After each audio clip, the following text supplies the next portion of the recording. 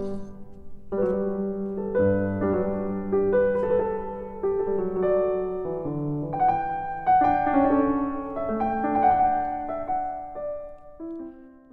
everyone, how was your week?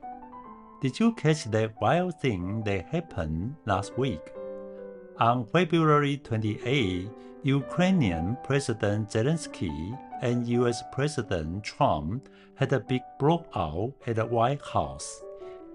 It got so bad that Trump basically kicked the Ukrainian team out. The Russia-Ukraine war has been dragging on for 3 years now. Over 300,000 people killed, 400,000 to 500,000 injured, more than 6.5 million fleeing Ukraine, and damage that are just insane.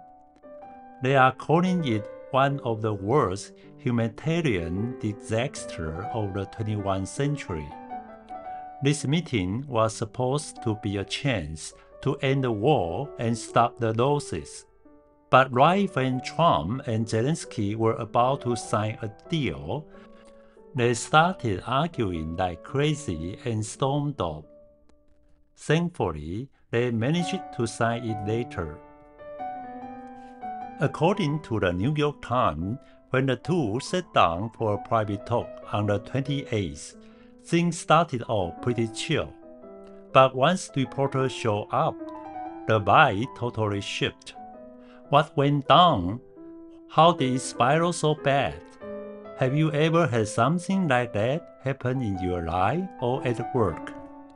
Everything going great, then boom, one wrong word, or a burst of emotion, and it all falls apart. The famous writer Lin Yong-tang once said that speaking isn't just about sharing information, it's a mix of wisdom and character. It's an art. How well you talk can make your relationship better, keep your family happy, boost your work game, and even decide if you win or lose in life. So yeah, speaking is one of the biggest skills we got. Hey there, I'm Philip. If you are like me and want to figure out how to speak in a way that's sharp, warm, and just right, avoiding dumb misunderstanding or fight, while building trust and positivity for yourself and others, then this episode got some cool tips for you. Let's dive into the global drama and see what we can learn about communication. I have put together 6 easy principles for you to practice. 1. Think twice before you talk. There's this Japanese book called What Smart People Think Before Speaking. It was the top business book on Amazon Japan in 2023. It says most people just focus on sounding convincing, but smart folk know when to shut up and how to think about others. If you pause and think before you speak, anyone can get sharper and make bigger impact. It's not about fancy tricks, it's about digging deeper with your thoughts. Nobel Prize winner Daniel Kahneman, in his book Thinking Fast and Slow, talks about 2 ways we think. Fast, gut reaction stuff, and slow, logical stuff. If you blur things out, you are stuck in fast mode, emotional, and impulsive. So, before you open your mouth, think, how's this gonna land? That's how you let the slow, smart side kick in. 2. Watch out for cultural difference. When you are chatting, it's super easy to accidentally tick someone off because of different background or culture. Take Zelenskyy and Trump. Zelenskyy showed up at the White House in a simple military-style outfit, while Trump was all suited up and said, "Oh, look at you, so dressed up." The New York Times called it an early sign Trump felt disrespected. Zelenskyy said it was about standing with Ukraine's frontline fighters, but in the White House setting, not everyone got that. Some took it as rude.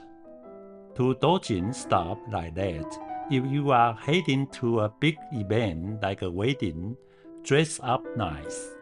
It shows respect and skip the drama. I did a little digging. Ukrainians are blunt and straight up. They say what's on their mind. Americans are more polite and roundabout. Like, that's an interesting idea, but have you thought about other alternatives? Like, Ukrainians don't smile much and keep it neutral. Americans are smiley and outgoing, even with strangers. That clash helped spark the fight. 3. Sort stuff out privately first. The talk started off fine behind closed doors, but when the press rolled in, things got tense fast. Why? Because with the reporter there, Trump, Vance, and Zelenskyy had to sound tough for the US, Ukraine, and the world. They are all accountable to their people. We've seen this at work too.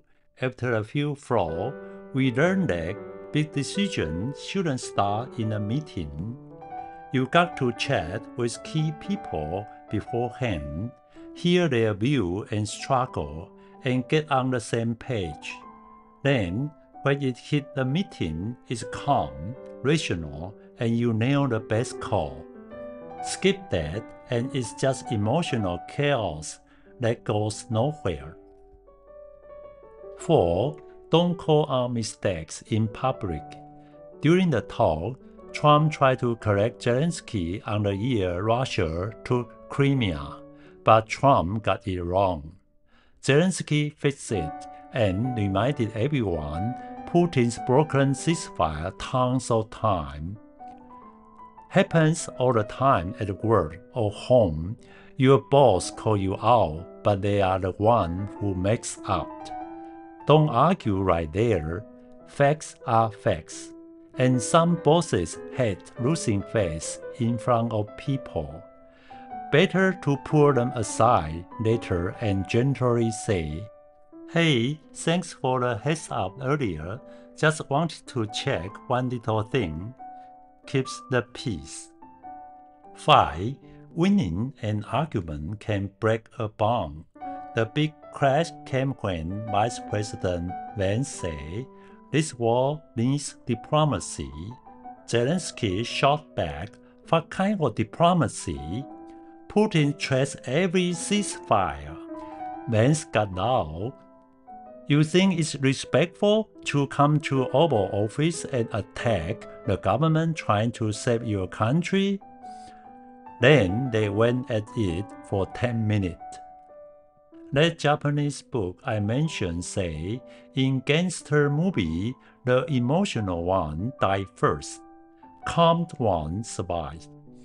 When you are mad, your brain's amygdala takes over, shutting down the rational part. It's called an amygdala hijack. Studies show it can take minutes to think straight again after a big argument spike. So, don't talk when you are pissed. It makes you dumb. Even if you are right, arguing makes the other person feel disrespected, and you lose trust.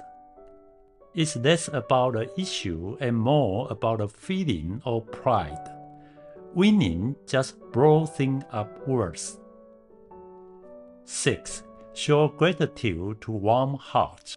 Trump and Vance blasted Zelenskyy for not being grateful, saying Ukraine's in deep trouble, has no leverage, and can't win, so he shouldn't nitpick the ceasefire deal. Zelenskyy fired back. "Everyone's got problems in war. Even you, but you got a nice ocean, keep enemy away. You don't feel it now, but you will." Trump snapped, don't tell us how we feel. We are fixing this. You don't get to judge us. Arguments rarely change mind. People stick to their view because of background, value, whatever. Psychologists say we only hear what fits our bias. You might win the point but lose the person. They feel humiliated and hold grudges. Instead, listen, ask questions, tell stories.